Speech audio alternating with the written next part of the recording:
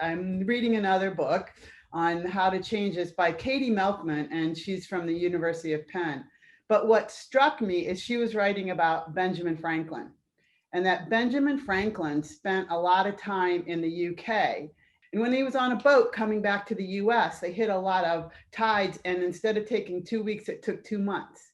While he was on that boat, he wrote the book of virtues. He wrote about his virtues, and then he started making a checklist of those virtues and then started monitoring himself. And that was part of the change piece. But what that told me is that we've all had at least a year, if not a year and a half, to reflect on what's most important to us. And I don't think organizations recognize what has gone on in that reflection for employees in terms of what's most important to them.